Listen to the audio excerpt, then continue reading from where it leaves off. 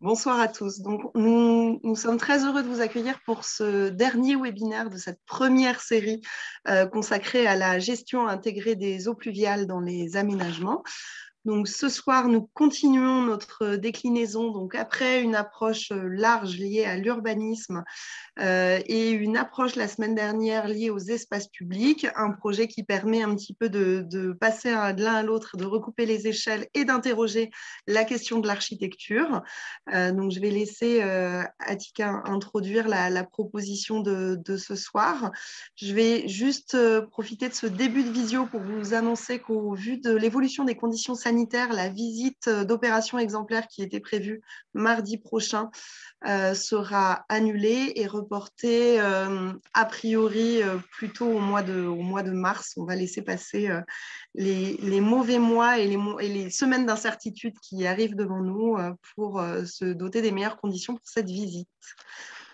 Voilà, donc n'hésitez pas à poser vos questions via le chat. Je vous réponds pour dire que je les reçois bien. Comme ça, vous êtes sûr qu'elles sont bien arrivées jusqu'à moi.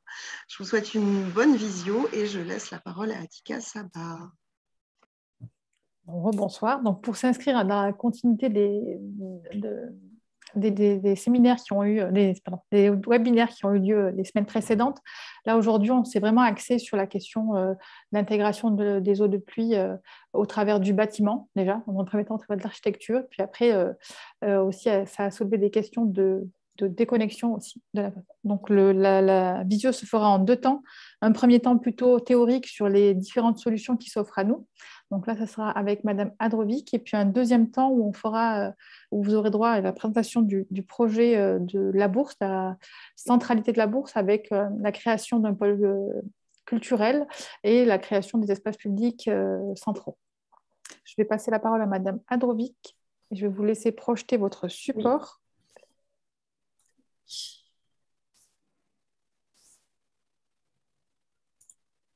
Vous le voyez bien? Oui, très bien. Donc, bonjour à tous.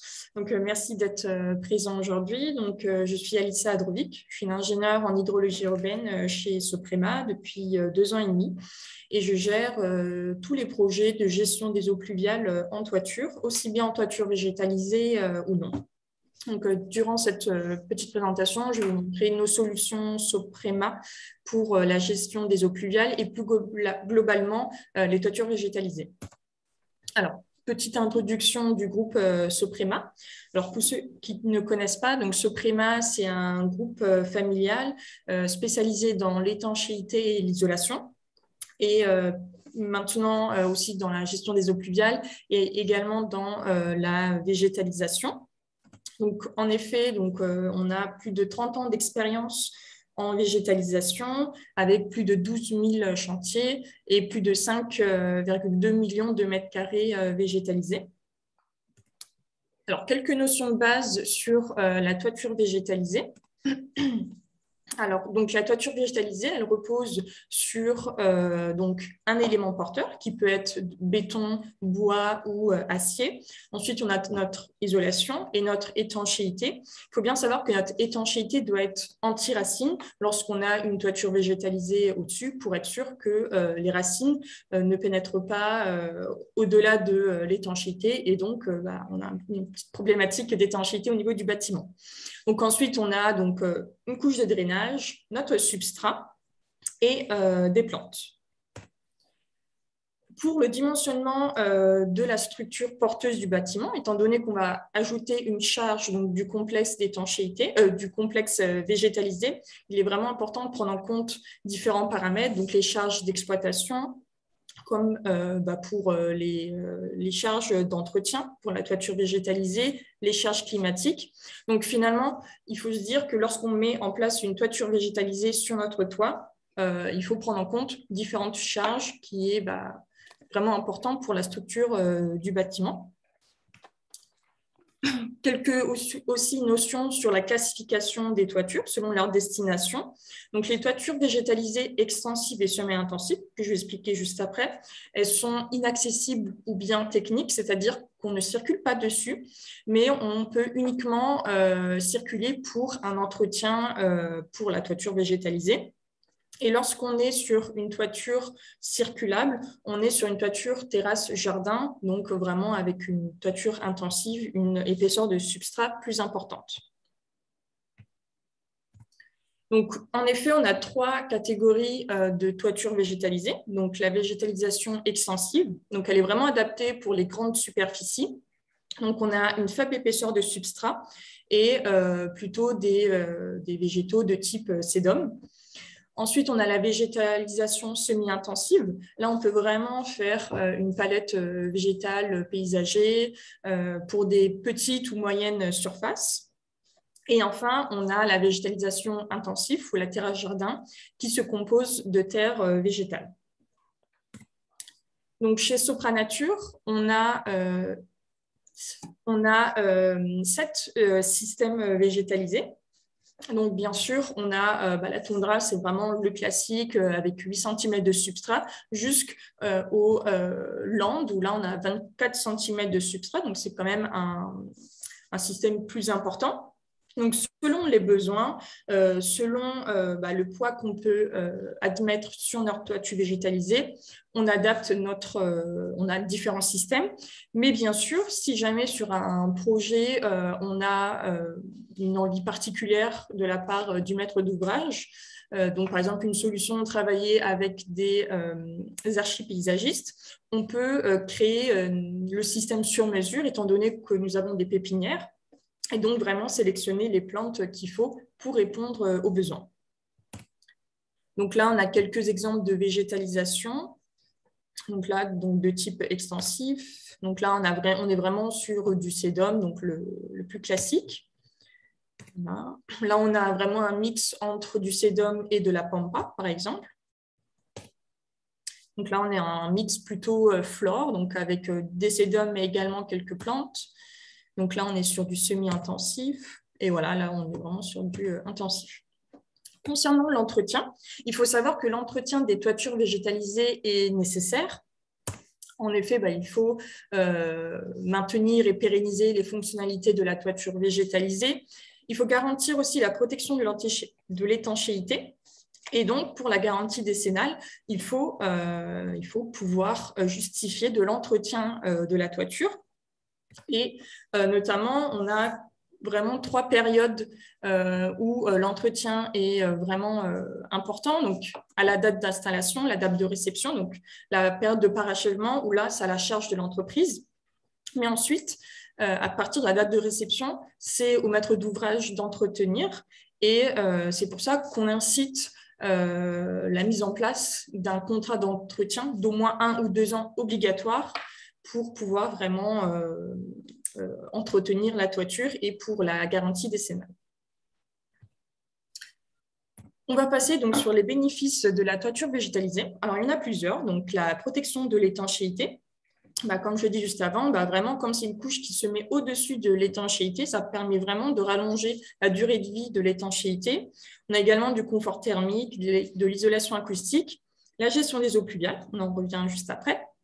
Le bien-être, en effet, la toiture végétalisée rapporte de la nature en ville, donc c'est toujours agréable. On a du rafraîchissement urbain, je vais expliquer ensuite un peu, une meilleure qualité de l'air et enfin de la biodiversité que je vais un peu développer également. Donc, concernant la gestion des eaux pluviales, donc, Soprema a développé donc, une gamme de solutions qui s'appelle Skywater. Donc, ce sont des solutions de gestion de l'eau, des eaux pluviales en toiture, dans le but de rendre utile l'eau des toits terrasses. Et pour cela, donc, on va faire de l'abattement pluvial, donc pour retenir l'eau, de la régulation de débit pour réguler les eaux pluviales en sortie de toiture, et enfin du rafraîchissement urbain. Alors, Skywater, ce sont des solutions, donc, comme je l'ai dit, en toiture. Il faut savoir que 15 à 35% de la surface de la ville est recouverte de toits. En plus, ça permet de profiter de la pluie là où elle tombe directement et de rendre utile la pluie en ville. Ce sont des solutions fondées sur la nature. On sait que les solutions fondées sur la nature permettent de gérer les eaux de pluie, de favoriser la biodiversité et de rafraîchir la ville. Donc, c'est vraiment nos 3 grands axes.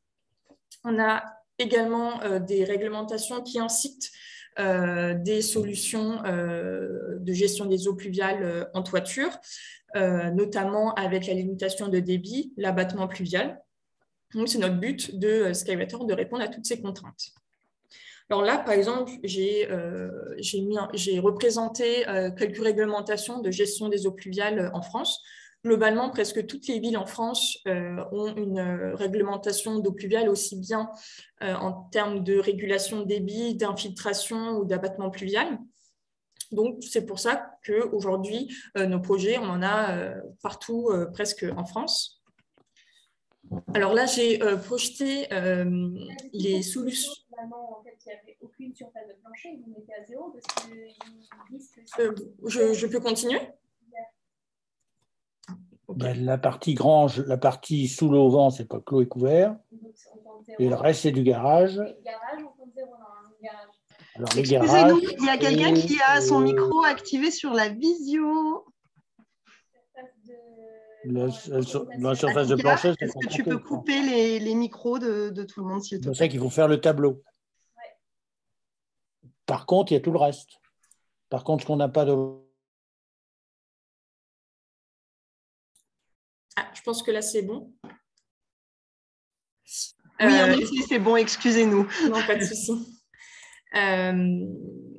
Donc oui, on disait que sur Paris, donc, ils ont énuméré toutes les solutions de gestion des eaux pluviales à la parcelle et on voit bien que la toiture végétalisée, c'est vraiment celle qui permet de répondre à presque toutes, enfin, c'est celle qui est favorable à toutes les contraintes. Oui. Et donc, si on compare une toiture végétalisée avec une toiture plate, conventionnelle, finalement, le ruissellement est retardé. On a un débit qui est écrété et un volume restitué par la toiture végétalisée qui est plus faible comparé à un toit plat. Donc, en effet, c'est parce que la toiture végétalisée réalise un abattement pluvial. Donc, c'est une captation de tout une partie des eaux pluviales sur la parcelle. Donc, cette eau n'est pas renvoyée vers le réseau d'assainissement et l'abattement pluvial est efficace pour les pluies courantes. Il faut savoir, par exemple, qu'à Paris, les pluies de 8 mm représentent plus de 80% des pluies, de la pluviométrie annuelle. Donc, finalement, si on arrive à capter les pluies courantes, on aura moins de soucis pour tout ce qui est déversement vers le milieu naturel sans traitement et les inondations. Donc, l'abattement pluvial sur la toiture végétalisée, ça passe par la captation de l'eau dans le substrat et l'évapotranspiration par les plantes. Et donc, chez Soprema, les solutions, donc c'est la toiture végétalisée Sopranature qui permet de répondre à l'abattement pluvial. Donc là, j'ai remis les réglementations sur l'abattement. Donc, on a quelques villes pionnières, notamment Paris, Lyon, Nantes, etc., avec une consigne d'abattement qui varie finalement entre 4 et 16 mm. On a en plus quelques contraintes au PLU concernant les toitures végétalisées. Donc, à Paris, on impose au moins 10 cm de substrat, de même à Nantes. Donc, finalement, ça montre bien que pour avoir une toiture végétalisée efficace pour faire de l'abattement pluvial, il faut au moins 10 cm de substrat. Donc, comme je l'ai dit, tous nos systèmes végétalisés permettent de faire de l'abattement. Donc, on les dimensionne chez Sopranature avec un logiciel que je vais présenter par la suite. Bien sûr, elles sont favorables à la biodiversité, au retour de la nature en ville. Pas d'emprise foncière, étant donné que le toit, c'est une surface qui est disponible. Autant en profiter pour mettre en place une solution. Et elles sont également subventionnables par les agences de l'eau, par exemple. Donc, chez Soprema, on a un logiciel qui s'appelle Privilège, qui a été développé avec eCube, donc, qui est un laboratoire de l'Université de Strasbourg, et l'école l'ENGES, donc spécialisée dans l'eau et l'environnement. Avec ce logiciel, l'objectif, c'est de calculer les performances hydrauliques des toitures notamment en lui rentrant donc la réglementation à respecter, des données météo. Donc, on a un historique de plus de 10 ans de données sur les grandes villes en France, avec des données journalières pour vraiment calculer, faire un calcul dynamique et savoir ce qui se passe réellement sur notre toiture. Et à la suite de ça, donc, on a notre performance et on délivre à notre client une note de calcul qui approuve les performances de notre toiture. Alors là, bon, c'est un peu, je vais passer brièvement, mais globalement, on a comparé la pluviométrie et l'évapotranspiration à Paris. Et on se rend compte que dans certains mois de l'année, on a plus d'évapotranspiration que de pluviométrie, donc ce qui est finalement favorable à l'abattement pluvial, et d'autres mois où on est un peu plus faible. Et finalement, c'est ce qu'on retrouve dans nos résultats donc privilèges. Par exemple, pour une toiture végétalisée à Paris, vraiment classique de type toundra, on a 61% d'abattement des pluies inférieures et égales à 8 mm par jour. Donc, comme je l'ai montré juste avant, sur certains mois de l'année, on a une performance qui est plus faible. Mais finalement, c'est normal, c'est à cause de la saisonnalité et de la pluviométrie qui est plus importante certains mois de l'année. Et d'autres où on a vraiment une très bonne performance. Et bien sûr, plus on augmente l'épaisseur de substrat, et meilleur sera l'abattement pluvial. Et de même, avec les plantes qu'on sélectionne, entre du sédum et des plantes vivaces ou graminées, l'abattement pluvial ne sera pas le même. On a également de la régulation de débit dans le but de retarder l'évacuation des pluies vers le réseau d'assainissement, annuler les pics de pluie et aussi libérer du foncier au sol pour d'autres usages, parce que finalement, ça permet de créer un bassin de rétention en toiture et donc d'éviter de mettre en place un bassin au sol. Et donc, chez Soprema, notre solution, c'est le limiteur de débit Slowly. Donc, Slowly se met au niveau de la toiture végétalisée ou non avec un rétentio. Donc, c'est un nid d'abeille qui permet de retenir temporairement les eaux pluviales avec une hauteur variable de 50 à 250 mm. Et donc, on a différentes finitions possibles, donc soit la toiture végétalisée, soit les dalles sur plot, donc où on va mettre notre système rétention, mais également on peut faire de la rétention d'eau sur des toitures gravillonnées. En effet, c'est autorisé par le DTU 43.1 qui nous autorise de faire de la rétention d'eau sur support béton, toujours avec uniquement des gravillons. Donc, voilà notre limiteur de débit. Et finalement, c'est en dimensionnant la hauteur de rétention et l'orifice, enfin le diamètre de l'orifice, qu'on peut répondre donc au volume d'eau souhaité, de volume d'eau stocké souhaité et le débit de fuite imposé. Donc, le deuxième volet, ça va être la lutte contre les îlots de chaleur urbains. En effet, avec tous les processus que je viens d'expliquer, avec le stockage d'eau, l'abattement pluvial, donc on crée de l'évapotranspiration et cette énergie permet de rafraîchir l'air. On sait très bien qu'au centre-ville, la température est plus élevée de quelques degrés par rapport à nos campagnes.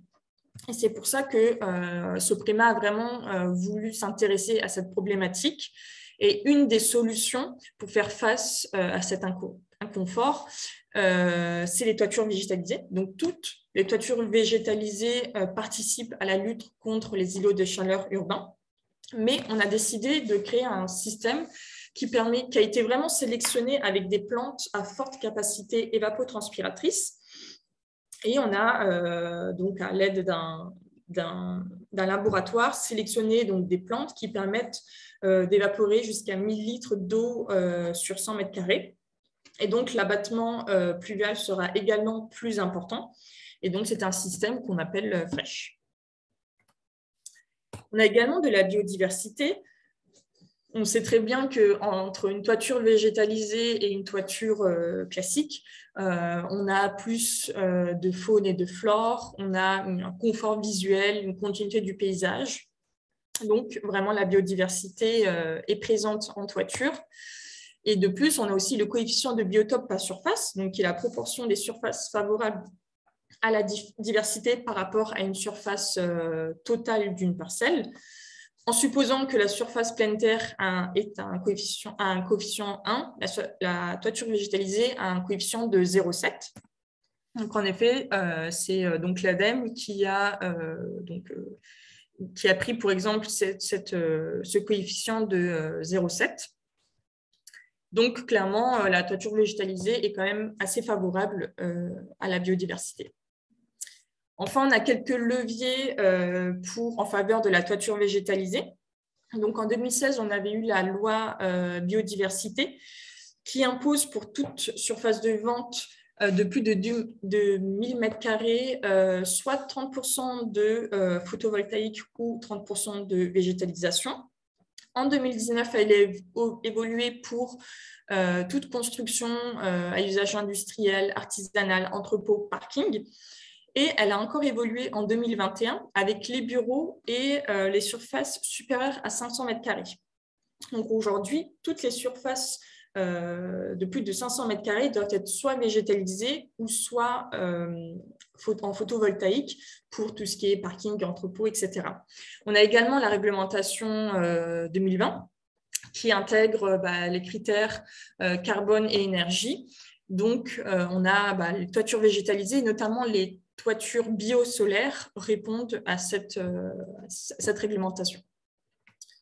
Et enfin, on a des aides financières de l'Agence de l'eau. Bon, on a ensuite une présentation de l'Agence de l'eau, mais globalement, aujourd'hui, toutes les agences de l'eau proposent une aide pour donc, les projets de gestion des eaux pluviales à la parcelle. Et étant donné que la toiture végétalisée participe à la gestion des eaux, elles peuvent être subventionnables selon, bien sûr, les conditions de chaque agence et de même, les aides diffèrent d'une agence à une autre. Donc, je vous remercie pour votre attention. Merci à vous pour votre présentation. Alors, de manière générale, ce qui est important de retenir, surtout pour nos élus du Loir-et-Cher, ce n'est pas forcément toutes les données techniques qui vous ont été apportées, mais c'est vraiment de prendre conscience de ces solutions techniques qui existent aujourd'hui, qui sont à votre portée, et pour le coup, d'orienter éventuellement vos commandes publiques en ce sens, voilà, pour prendre en compte la question de la gestion du pluvial au sein du bâtiment, en toiture, mais également autour du bâtiment au travers des espaces publics. D'où le choix de l'exemple qui est à venir. On a cherché un petit moment un exemple qui puisse faire référence, qui puisse faire écho auprès des élus du Loir-et-Cher.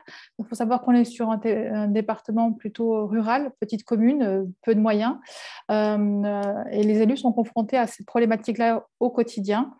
Et on a retrouvé cet exemple de La Bourse qui, pour le coup, mêle et des questions d'équipement et des questions d'espace public, et qui est assez intéressant dans sa démarche parce que entre la commande initiale et l'évolution du projet, on voit bien que la question elle a été réévaluée et reposée. Bon, je vais vous laisser en parler mieux que moi, en tout cas. On a M. Korski qui représente la commune de La Bourse et qui est accompagné des techniciens de l'équipe de conception. C'est ça. Bonsoir à tous. Je peux reprendre la main peut-être pour projeter? C'est ça, oui, je vous laisse prendre la main. Peut-être que vous pouvez vous présenter autour de la table? Oui, bien sûr, sans problème. Je vais démarrer. Donc, M. Gorski, directeur adjoint de la ville de La Bourse. Sylvain Vautier, bureau d'études Sémotech. David Loher, architecte. Et Juliette Vercouter, paysagiste associée de David Loher, de l'agence à la double compétence architecture et paysage qui s'appelle LA. Merci à vous pour votre contribution.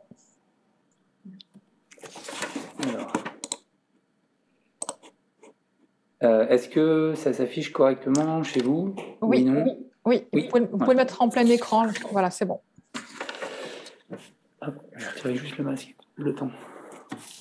Donc, c'est réellement un plaisir pour la ville de La Bourse de vous présenter avec notre projet avec donc notre maîtrise d'œuvre, Mme Vercouter. Ils se sont présentés, donc je ne vais pas les représenter. Donc notre projet nouvelle centralité incluant le projet eau et biodiversité en milieu urbanisé. Donc comme là vous le voyez à l'écran, une première présentation avait déjà eu lieu avec l'Adopta et l'Agence de l'eau Artois-Picardie en novembre dernier. Donc une conférence initialement prévue ou l'ouvre-relance et qui a basculé en visioconférence avec la crise sanitaire. Donc je pense que peu de personnes connaissent notre commune. Je vous donne donc très rapidement quelques informations. Donc la Bourse est une petite commune du Béthunois d'environ 2900 habitants, située à l'intersection des axes Béthune, Bruay et Lens, un peu plus connue. Donc une commune que l'on pourra qualifier de périurbaine et possédant un patrimoine architectural remarquable, là comme vous le voyez avec une église du 9e siècle, située d'ailleurs, et on verra un peu plus tard, en toute proximité du projet en fait. Donc la commune est baignée par une rivière, la Loine, des espaces naturels qui la jouxtent, donc un terrain, un terri, des étangs, un terri aménagé, formant ainsi un véritable poumon vert, comme Monsieur le maire aime le dire. Vous retrouverez là à l'écran quelques projets à dimension environnementale et éco-responsable menés par la ville depuis 2012, donc une thématique au final importante pour nos élus. Mais pour revenir au projet en lui-même et à sa conception, plusieurs points. Donc, un constat d'abord, une centralité qui était très urbanisée avec une artificialisation et imperméabilité des sols, un écosystème pauvre en biodiversité, en tout cas en cœur de ville, un manque d'espace à mobilité douce, globalement, on va dire, sur la commune, et une problématique d'inondation, notamment liée à un réseau d'assainissement unitaire assez vite en charge en cas de pluie, en cas de forte pluie. Là, quelques images qui illustrent ça. Une volonté politique avec des élus soucieux d'apporter une vraie plus-value à notre centre-ville et des objectifs qui étaient clairs. La création d'un îlot vert partagé autour du futur pôle culturel, donc qui fait partie du projet Nouvelle Centralité. Un retour de la nature et de la biodiversité en centre-ville, et le tout associé à la création d'un nouveau bâtiment, d'un pôle culturel, donc une médiathèque et une école de musique, en lieu et place d'un ancien bâtiment, se trouvant donc au pied de l'église, à proximité de l'école élémentaire et du musée de la déportation présent sur la commune. Je laisserai ensuite le soin à M. Loher, Mme Vercouter et M. Vautier de présenter le projet plus techniquement et plus précisément. Donc c'est un projet à la fois architectural, paysager et surtout complété maintenant d'un volet assainissement important pour la gestion des eaux pluviales. Ce projet, au final, on l'a dit tout à l'heure, il a connu une nouvelle dynamique en décembre 2019 avec l'appel à projet eau et biodiversité en milieu urbanisé porté par l'agence de l'eau, en tout cas l'agence de l'eau Artois-Picardie. Et comme je vous l'ai signalé auparavant, notre réseau d'assainissement défectueux, sous-capacitaire, est une des causes des inondations que nous connaissons sur la commune. Donc je laisse l'illustration à l'écran.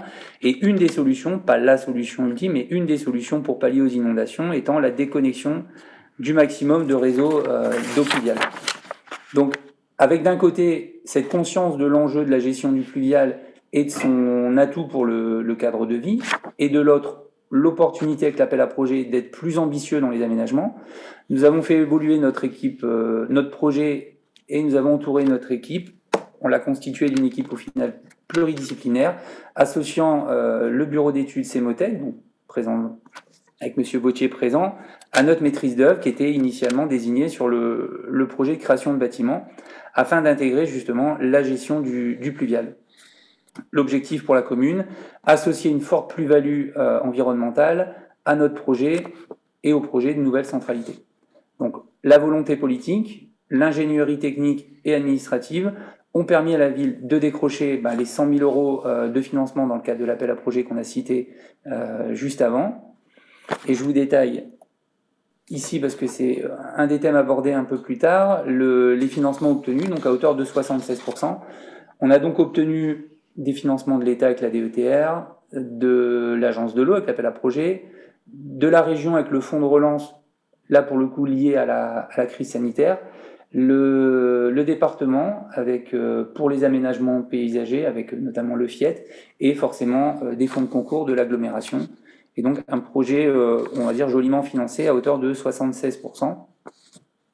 Donc aujourd'hui, après quelques péripéties liées aux fouilles archéologiques, à proximité de l'église et à la crise sanitaire, les travaux ont pu démarrer en novembre dernier. On vous montrera une petite photo tout à l'heure. Et après moi avoir planté le décor et le contexte, je laisse maintenant la parole à Juliette Vercouter, Monsieur Loher et Monsieur Vautier pour les parties un peu plus techniques qui vont intéresser les élus présents. Merci à vous pour ces précisions. Donc David Loher, architecte, je prends la suite de Monsieur Gorski pour la présentation du projet. En premier lieu, ce que je voulais préciser, c'est que ce qui a été particulièrement intéressant quand nous avons démarré les études, c'est l'énergie commune qu'on a réussi à mener avec la ville et la reconnaissance de la double compétence de notre agence, parce que c'est vrai que c'est pas toujours des métiers qui sont bien connus par les municipalités. Donc le fait d'être architecte et paysagiste nous a permis d'emmener le projet sur, on va dire, de l'urbanisme, puisque à la base, on avait travaillé sur le bâtiment et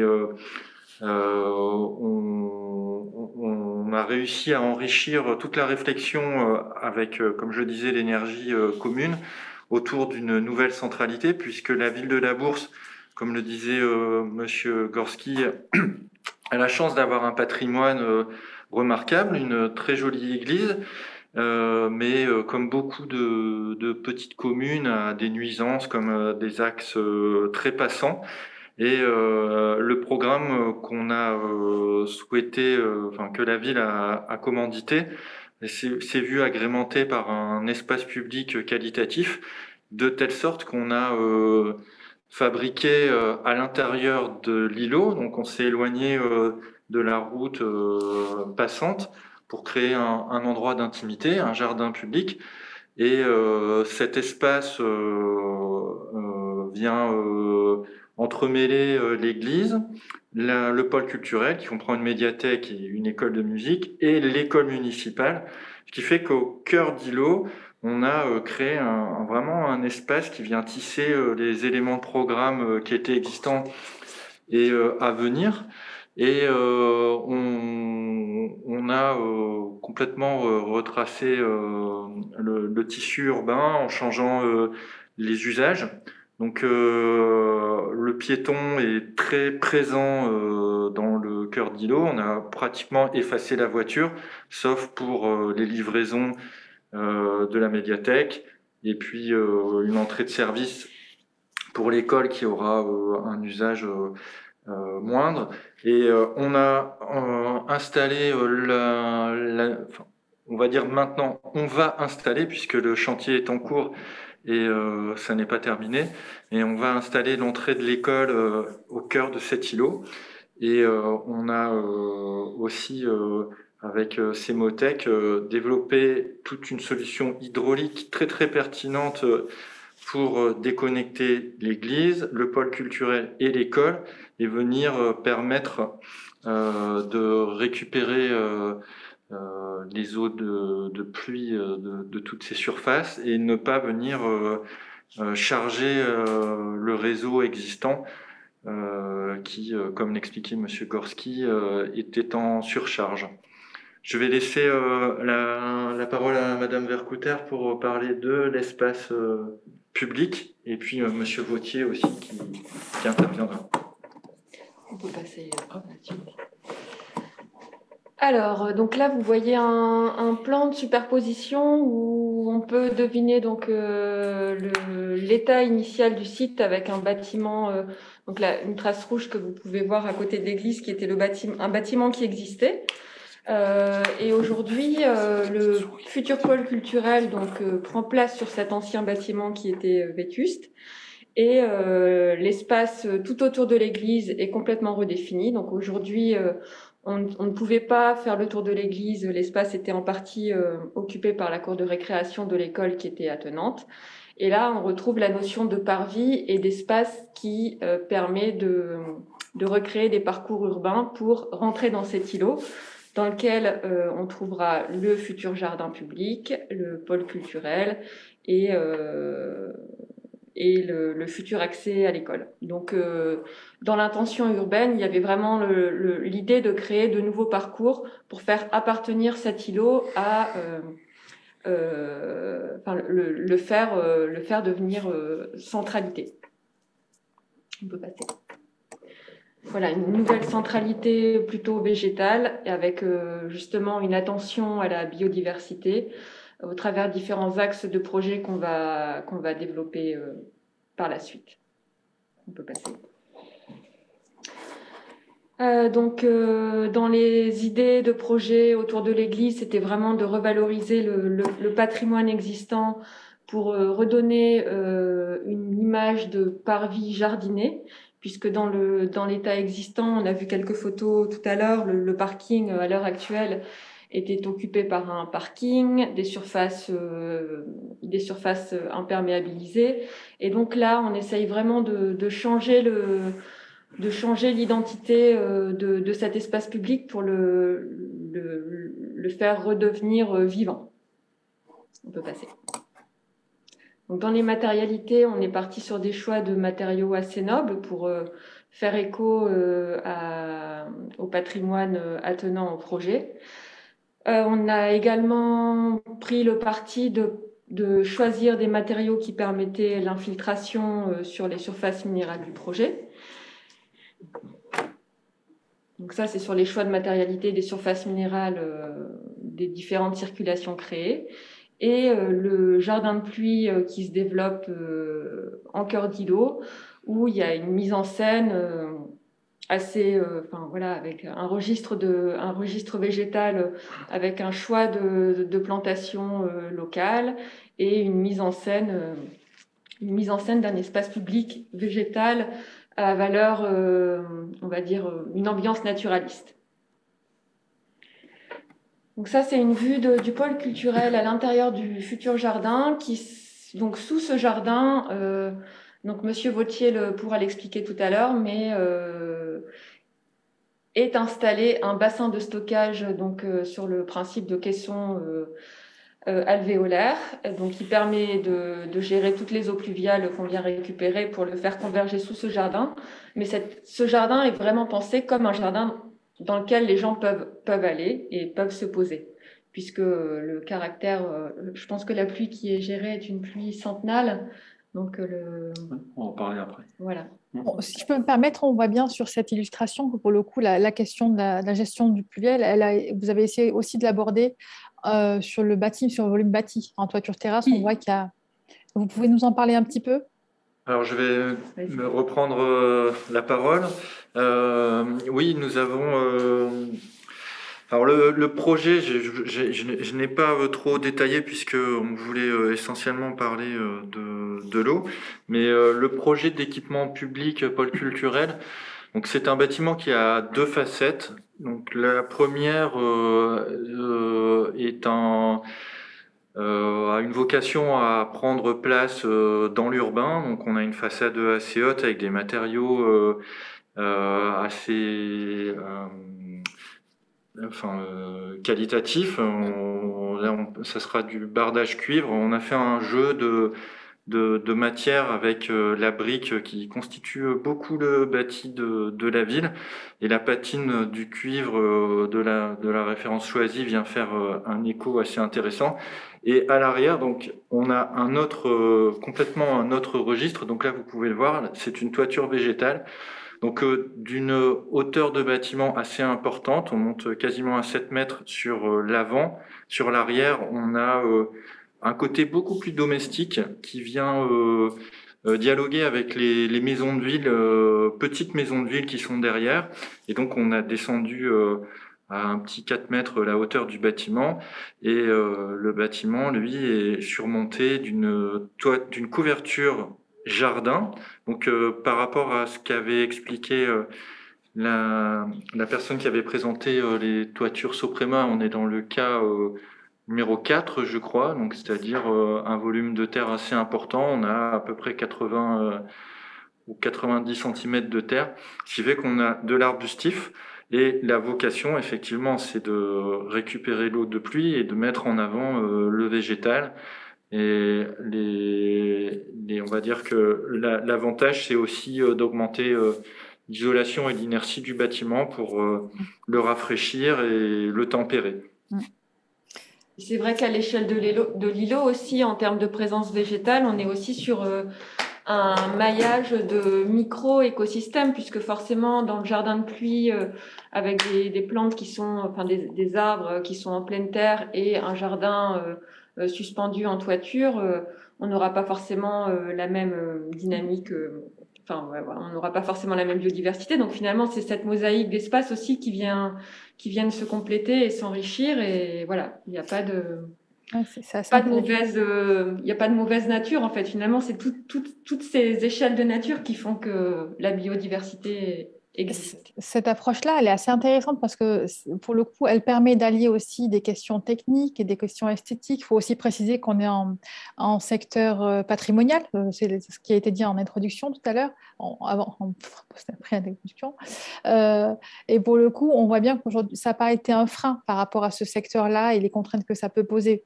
On voit bien que tout est possible à partir du moment où c'est bien fait et bien pensé dans un environnement prédéfini. On a eu la chance d'avoir des échanges très intéressants sur l'architecture, l'urbanisme et le paysage avec l'architecte des bâtiments de France du Pas-de-Calais quand on a présenté le projet. Et on a bénéficié vraiment d'une bonne énergie sur toute la globalité des études. Là, c'est une piste intéressante pour les petits centres-bourgs qui aujourd'hui se posent des questions de requalification, restructuration, revitalisation. Là, pour le coup, ça soulève en tout cas des pistes de refonte d'îlots qui sont assez intéressantes. Ils permettront aussi de répondre à des problématiques techniques liées à l'eau. C'était la petite parenthèse. Je vous laisse reprendre la main sur le... Alors là, on est... Oui, alors là, c'est une vue du plan masse du projet. C'est vrai que par rapport à ce que vous venez de rajouter, on se rend bien compte que la gestion des eaux pluviales, encore une fois, elle est possible à toutes les échelles. Et c'est également ce qu'on disait en introduction. Là, on est dans quelque chose qui est... on est presque dans une dent creuse, on est dans un tissu urbain construit et on vient vraiment faire rentrer au chausse-pied un ouvrage de gestion des eaux pluviales et on n'est pas sur un terrain où voilà, on a des hectares pour gérer cette eau pluviale et malgré tout, on a vraiment pu être ambitieux dans cette... initialement, c'était le pôle culturel qu'on souhaitait déconnecter et puis finalement...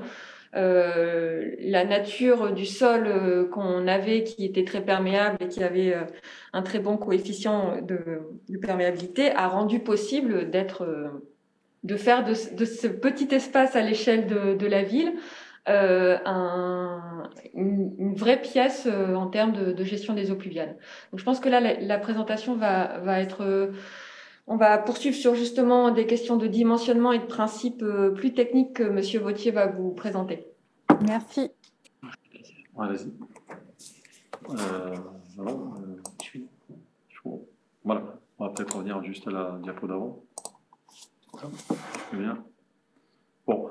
Donc, comme l'exposé Juliette juste avant, nous avons été associés au dimensionnement de l'eau pluviale, pas que du pôle culturel, et parce que on avait un petit espace qui va devenir au fur et à mesure des réflexions le futur jardin de pluie. On s'est intéressé, nous, via les essais qu'on a commandés à la maîtrise d'ouvrage, à la perméabilité des sols et je dirais par couche, pour connaître un petit peu ce qu'on pouvait faire en termes de superficiel et ou en profondeur, pour se dire, poussons la démarche de dimensionnement, pas uniquement au pôle culturel, mais et si on déconnectait le maximum de ce qu'on pouvait déconnecter sur ce quartier ou ce centre-bourg, et donc de pousser la réflexion sur l'église, et puis les bâtiments qui étaient autour, donc l'école, le restaurant scolaire, et de fil en aiguille, on a commencé par tracer un squelette décidément, c'est comme ça, voilà, voilà, je vais trop vite. Voilà. On a dessiné un squelette d'abord de réseau d'assainissement. C'est ce que vous voyez tracé en bleu, qui converge vers le jardin de pluie. Qui là, jardin de pluie, on a retiré la couche la couche de surface pour ne voir apparaître que le rectangle avec les regards qui vont permettre de l'entretenir, puisqu'il y aura quand même ce côté maintenance et entretien de l'ouvrage enterré qui est constitué de caissons alvéolaires en polypropylène à 95% de vide. Et donc de pouvoir utiliser le maximum de la surface du jardin de pluie pour pouvoir travailler en épandage, avoir le maximum de surface de contact pour pouvoir après profiter de la perméabilité naturelle du sol et avoir un coefficient de vidange qui permette de répondre aux différents strates de la note de calcul. D'abord les petites pluies et pour monter crescendo au minimum sur la pluie d'occurrence vicennale, cinquantennale, et on est allé jusqu'à la définition d'un ouvrage pour une pluie d'occurrence centennale. Donc on voit bien, ces petits tracés en bleu viennent jusqu'au pied de bâtiment pour collecter au plus proche les descentes d'eau ou les formes de caniveaux qui se terminent en grille ou en caniveau grille, et tout ça vient collecter les eaux pour les amener jusqu'au bassin. Ça c'est le premier élément enterré, et puis après on a des éléments de surface qu'on va surtout découvrir le long de la cour d'école redéfinie, puisque en fait l'espace il était même beaucoup recomposé pour pouvoir redonner de la circulation entre l'école, l'église et puis le pôle culturel. Et là on va travailler plutôt avec des noues. Des noues et des massifs drainants situés sous les noues qui vont permettre de collecter l'eau de surface et les infiltrer dans des drains et des collecteurs pour les amener jusqu'au bassin. Donc on a vraiment deux points d'alimentation différents. Avec cette contrainte, et on se le disait tout à l'heure en tout début d'introduction, qu'en étant en secteur ABF, on a longuement discuté avec les représentants qui nous avaient autorisé à faire des travaux de terrassement pour les travaux de gestion des eaux pluviales, mais dans un secteur très proche de l'église, de l'école et du pôle culturel, on ne devait terrasser qu'à 40 cm de profondeur, au regard de différentes contraintes des ABF. Et donc on a dû vraiment aller chercher dans le détail des produits manufacturés et ou coulés en place sur mesure pour pouvoir fabriquer des caniveaux qui répondent au dimensionnement en termes de largeur, de profondeur, pour canaliser les débits et les volumes qu'on a pu calculer nous en bureau d'études. Donc, voilà, on déconnecte les objectifs du projet d'assainissement. On déconnecte un volume utile d'une centaine de mètres cubes environ pour reprendre l'ensemble de ces différentes toitures. Bon, je ne vais pas trop entrer dans les détails de dimensionnement, c'est pas trop non plus l'objet. Mais voilà, on s'est permis également de se projeter dans l'optimisation de ce jardin de pluie, de se dire, il y aura une première phase de déconnexion qui représente à peu près 3000 m². Elle est définie par cette couleur un peu violette, moi je la vois comme ça. Oui, c'est ça. Voilà, qui déconnecte la partie pôle culturel, l'église, la cour de l'école, pour aller vers le jardin de pluie. Et puis dans une tranche de travaux futurs, mais il fallait déjà, compte tenu que le terrain il est relativement exigu, donner la possibilité d'une tranche future et donc de construire tous les ouvrages en adéquation avec cette deuxième tranche de travaux, donc la partie restaurant scolaire et le reste de l'école pour une surface supplémentaire de 2655 m². Donc au final, le jardin de pluie en surface et aussi en enterré dans la configuration avec les caissons à 95% de vide, c'est un peu plus de 5000 m² de déconnectés en plein centre-bourg. Alors, une petite illustration en coupe pour pouvoir un peu mieux comprendre la partie jardin de pluie, décomposée donc en deux parties. La première partie surfacique avec on va dire, c'est pas une plaine inondable, mais c'est la notion de plaine inondable, donc jardin de pluie avec des pentes très douces. Et donc, on n'a pas une hauteur très importante de talus, ce qui va permettre aussi d'avoir un endroit et un espace agréable, comme vous avez pu le voir sur l'une des diapositives. Tout à l'heure, on voyait en fond la toiture terrasse et le bâtiment. Et en surface, donc, les photos illustrent un petit peu le côté verdissement, paysagement qui a été réfléchi par Juliette. Je ne sais pas si tu veux rajouter quelques éléments, on pourra y revenir. Et vous voyez donc ensuite, vous avez le bassin enterré. Entre le bassin enterré, on a les couches de filtres également qui vont, parce qu'en fait le bassin il est alimenté légèrement en profondeur, je vais le dire comme ça, par l'arrivée des caniveaux grilles et des drains, mais aussi par l'eau qui va ruisseler sur les parvis, qui va être premièrement piégée, absorbée par les matériaux nobles dont parlait tout à l'heure Juliette, que ce soit les pavés un peu poreux, etc. Et tout ça, ça va gentiment ruisseler jusque la plaine, le jardin de pluie, et ensuite s'infiltrer et ou être absorbé par la végétation de surface pour après rejoindre in fine le bassin. Autour du bassin, on y a mis des éléments pour permettre d'interdire la migration des fines, donc c'est entouré avec une chaussette géotextile, des matériaux de stabilisation drainants, donc là on a des granulométries 1432 par exemple qui permettent de lester le bassin, mais aussi de participer à conduire l'eau jusqu'au bassin, avec la granulométrie. Et donc, voilà, sur les 5000 m², on a fait une petite simulation très simpliste, où pour une pluie d'occurrence vicénale, c'est le volume complet du bassin, donc les 102,3 m3 disponibles, qui vont être sollicités pour être stockés et en infiltration. Et pour la pluie de 100 ans, le bassin, lui, sera plein, il continuera à se vidanger naturellement, et on aura une hauteur d'eau au maximum de 30 cm. Et vous voyez, on a essayé de dessiner à l'échelle. Vous voyez que la pente des talus permet d'absorber cette hauteur d'eau sans pour autant déborder sur les parvis et aller proche ou trop proche des bâtiments, qui plus est, pôle culturel, école et l'église.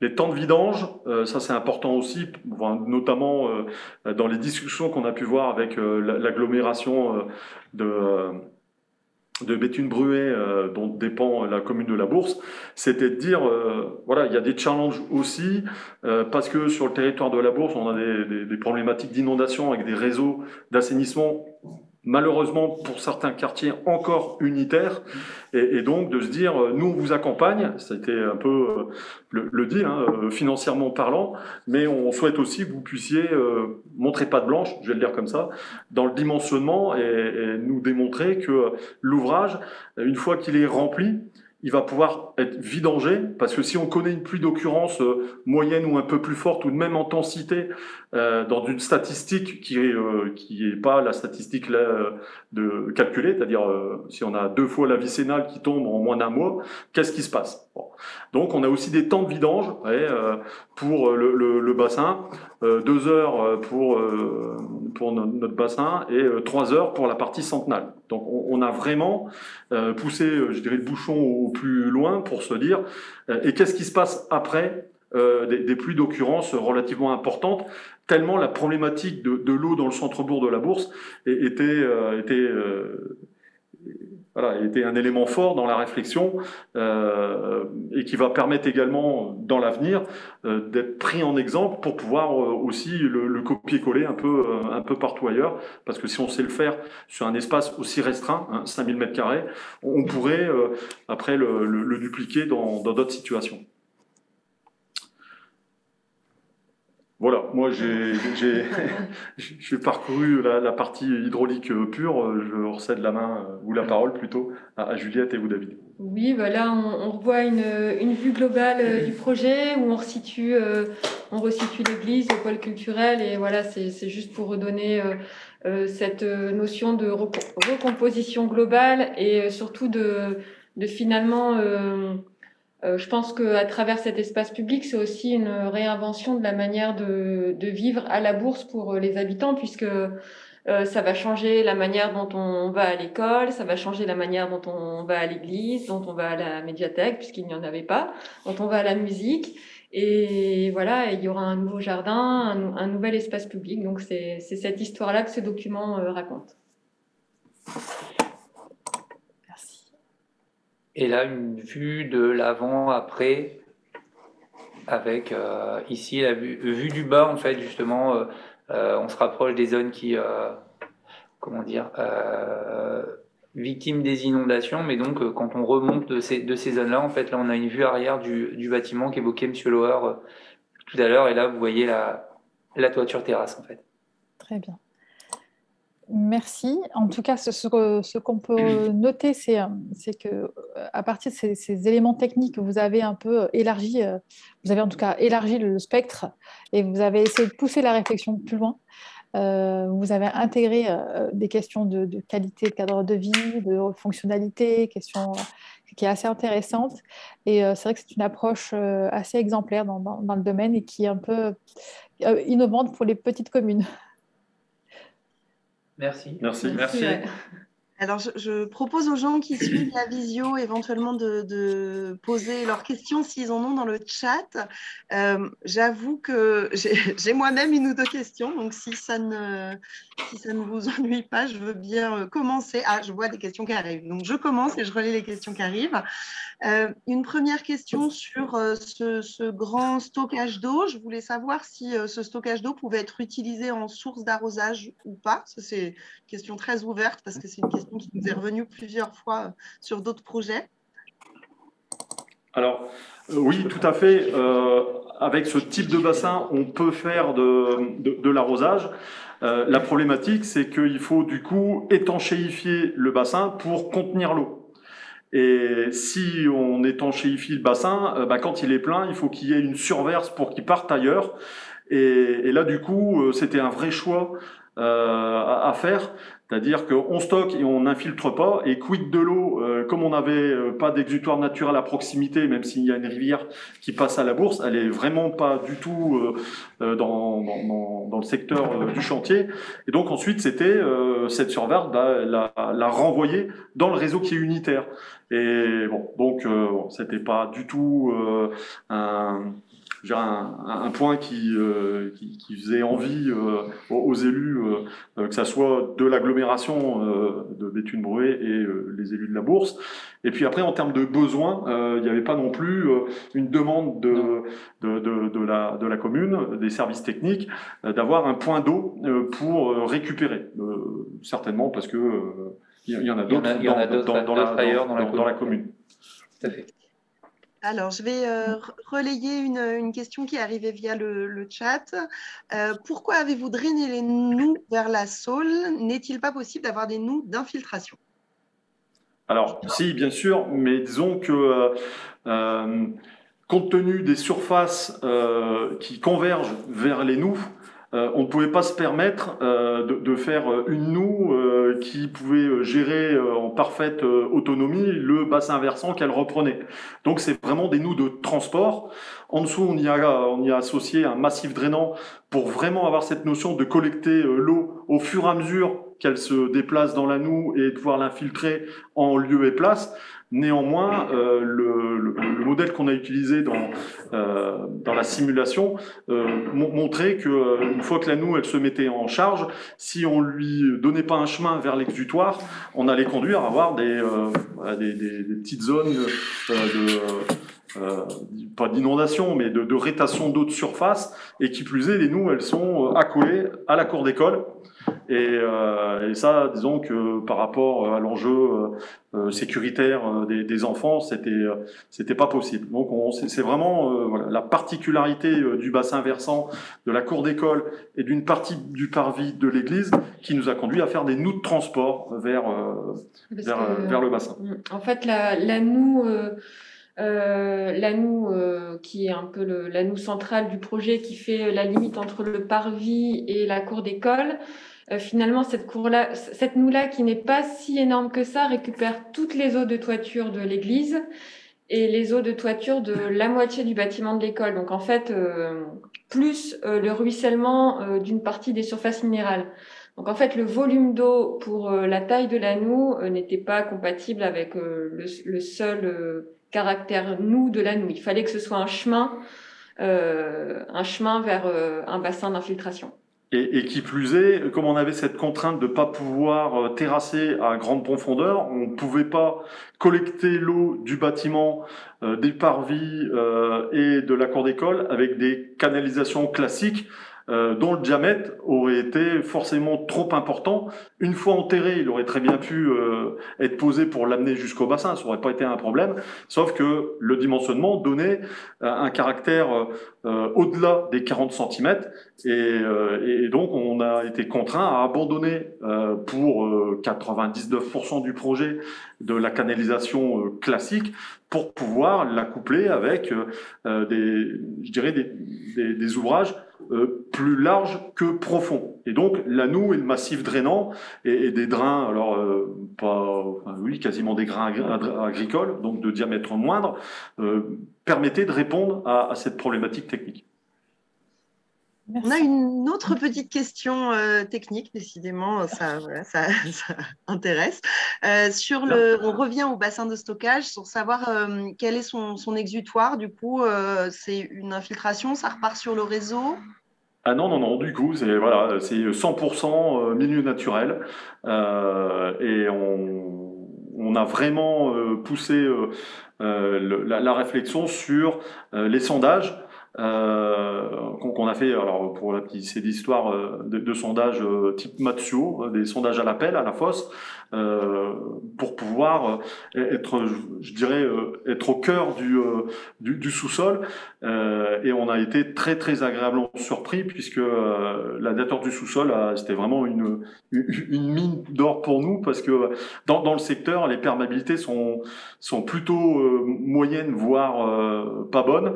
Et là, on avait vraiment, alors on n'avait pas de craie franche, mais on avait vraiment un terrain qui se prêtait à une très très bonne infiltration. C'est d'ailleurs pour ça aussi qu'on a pu avoir d'excellents temps de vidange jusqu'à la pluie d'occurrence centenale. Merci beaucoup pour ces précisions. Alors, merci beaucoup pour cette présentation. On était vraiment intéressés par le projet aussi parce qu'il permet vraiment de se rendre compte qu'il est possible à la fois d'intervenir sur des bâtiments neufs, mais aussi de venir redéconnecter de l'existant, y compris en cœur urbain, etc. Donc, c'est des situations qui, évidemment, nous intéressent beaucoup de voir comment on peut intervenir sur l'existant. J'ai une question qui s'adresse peut-être à la fois à l'équipe qu'on a en visio, mais aussi pour la présentation précédente, qui est peut-être une question très naïve de paysagiste, qui est de savoir si tous ces éléments de toiture, soit végétales, soit gravillon avec stockage d'eau dont on a parlé, si elles ont quels impacts elles ont sur la structure du bâtiment. Est-ce que ça force à construire complètement différemment, ou est-ce que finalement c'est des poids qui ne sont pas si énormes et qui peuvent être absorbés dans une construction classique? Je ne sais pas si ma question est très claire parce que je ne suis pas architecte moi-même. Alors je vais répondre en tant qu'architecte. La contrainte technique pour avoir une toiture jardin est assez forte. On est à environ 900 kg par mètre carré, mais on ne parle pas des cas 1, 2 qu'a présenté Soprema. C'est une toiture jardin avec 80 cm de terre. Donc on considère la terre, les végétaux en termes de poids, plus l'eau qui gorge le substrat. Et ça a un impact non neutre sur la structure et les fondations. Et de la même manière, parce que la toiture végétale, c'est un procédé qu'on a pratiqué à de nombreuses reprises sur des projets que nous avons livrés. On aime beaucoup ce système. Et donc une toiture de faible épaisseur végétale avec des graminées, des sédums ou un mélange. On a à peu près 150 ou 180 kg par mètre carré pour les complexes les plus faibles, et ça a effectivement une incidence sur la charpente, sur les murs et fondations. Donc, ça, je confirme. On n'improvise pas. On ne peut pas le faire si ce n'est pas prévu, ça c'est sûr. Oui, mais je pense qu'il y avait ça derrière quand Nina posait la question, c'est est-ce qu'on peut intervenir sur un bâtiment existant pour faire évoluer la toiture en ce sens? C'était les deux, en fait. Les deux réponses m'intéressent. C'est une question qui a été posée semaine dernière à la session précédente, c'était pour un bâtiment agricole, si je ne dis pas de bêtises. Je crois même que la personne est présente là aujourd'hui, si jamais elle veut reposer sa question. La réponse est plutôt non, mais il se peut que la structure ait été dimensionnée pour être... Nous, on a eu le cas d'un bâtiment où c'était possible. Le constructeur m'a dit que la surcharge de 150 kg est la surcharge demandée de toute façon pour une toiture. Donc pour 150 kg, ça passait en fait. Il faut faire un diagnostic structurel. Oui, voilà. Dans tous les cas, pour intervenir sur un bâtiment existant, il faut faire un diagnostic qui vérifie la faisabilité technique ou pas. Et puis, mais sur un bâtiment béton, a priori, c'est dans les calculs classiques du bâtiment. Par contre, sur un bâtiment métallique, etc., oui, ça serait plus difficile, je crois. Mais dans tous les cas, avec les exemples qui ont été abordés aujourd'hui, on voit bien que si on n'a pas techniquement la possibilité de le faire en toiture, on a moyen de déconnecter un bâtiment existant au travers d'un petit aménagement des espaces publics et des structures adéquates. Donc, c'est un élément de réponse, en tout cas, qui est apporté sur l'intervention un bâtiment existant et un site existant. Merci à tous. Je pense pas qu'il y ait d'autres questions. On va passer la parole à M. Nalin. Merci. On se propose de profiter de la présence de l'Agence de l'eau Loire-Bretagne avec nous pour revenir peut-être rapidement sur la question des aides. Voilà, ça a été présenté dans ce projet-là, à quel point l'aide dans le cadre de l'appel à initiative de l'Agence de l'eau avait été un plus pour le projet, mais on a aussi sur notre territoire et notre Agence de l'eau des aides possibles. Voilà. Et merci au CIE de ces webinaires auxquels nous sommes partenaires d'ailleurs. Nous aidons également la communication. Alors on a comme Arto Picardie des appels à initiative, ou des appels à projet, mais on peut aussi aider hors appel à projet. Alors nous, l'Agence de l'eau, on est un établissement public qui s'intéresse à la qualité de l'eau. On a vu que là, le projet était beaucoup drivé par l'inondation. Il y a aussi un impact pollution, parce que quand il pleut, on a un déversement des eaux usées mélangées aux eaux pluviales directement dans le réseau qui ne passe plus dans la station d'épuration. Donc, nous, on aide tous les travaux de déconnexion de type de celui qui a été montré, dans la mesure où ça déconnecte des eaux d'un réseau polluant, en fait. Voilà. Alors, on a vu que c'était très intéressant ce projet, parce qu'on voit qu'il y a une grosse discussion, il y a plein de solutions possibles, et on a vu les toitures, on a vu les matériaux perméables, etc. On peut faire des jardins, il y a différents systèmes de stockage. Il y a un gros travail sur le nivellement et sur la construction urbanistique et beaucoup de solutions. Donc, nous, on aime aider les études. On peut aider les études à 50%. Je crois que le département met 10% également. J'étais avec le département la dernière fois. Et puis, il y a d'autres aides, on a vu de la région, voire de l'Europe, voire de l'ADEME. Voilà. Et sur les travaux, on va aider donc également à 50%. Par contre, on voit bien qu'on a des projets de modernisation et nous, on n'aide que le surcoût lié à l'infiltration et qu'on estime à 30 € du mètre carré déconnecté. Donc là, vous voyez, il y avait 5000 mètres carrés, vous multipliez par 30 €, ça fait 150 000 € aidables à 50%. Voilà. Le chiffre qu'on monte à 100 € pour les toitures végétalisées stockantes, parce que toiture végétalisée, ça coûte plus cher et il y a un gros potentiel. Mais bon, on va à 100 € du mètre carré, qu'on aidera aussi à 50%. Ces aides, elles peuvent être bonifiées en zone de revitalisation rurale, le vieux zonage revitalisation rurale qui nous importe, parce qu'on aide aussi la solidarité amont-aval. Et donc, on a une majoration de 10% des aides pour les travaux en zone de revitalisation rurale, ZRR. Voilà, je crois que j'ai fait à peu près le tour et je ne voudrais pas qu'on aille trop loin dans les horaires. Merci beaucoup. Est-ce qu'il reste des questions? Je vous propose qu'on laisse... voilà, je vais conclure, mais si une question arrive dans le chat, on a encore le temps de la relayer.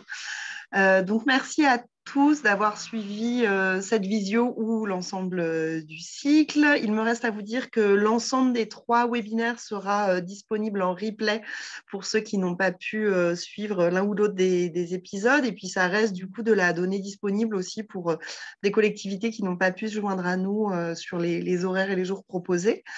Vous dire que je rappelle que la visite de projets exemplaires en Eure-et-Loire qui devait venir conclure ce cycle de webinaire par une visite dans la vraie vie ne pourra pas avoir lieu la semaine prochaine suite à l'évolution des conditions sanitaires. On a dû malheureusement prendre la décision aujourd'hui, mais que cette visite n'est pas annulée, elle est reportée probablement au mois de mars et que d'ici là, le CAUE n'abandonne pas du tout la question de la gestion intégrée des eaux pluviales, qu'on est à disposition des collectivités qui réfléchissent à l'intégration des questions d'infiltration sur leur territoire, quel que soit le type de projet et l'échelle, en architecture ou en paysage, et que nous continuons à constituer un programme pour une nouvelle série de webinaires et de visites pour l'année 2022. Donc, tout ça n'est pas fini. C'est la fin d'une première série de webinaires avec un petit jeu d'échelle. Merci beaucoup à toutes les personnes qui sont venues nous présenter des projets, des techniques. C'était vraiment intéressant. On est sûr que ces webinaires nous permettront vraiment d'apporter de la ressource aux élus du territoire qui nous posent de plus en plus de questions sur la GIEP. Merci à tous et bonne soirée. Bonne soirée. Merci, bonne soirée. Au revoir. Au revoir, merci à vous. À vous également. Au revoir. Au revoir. Au revoir.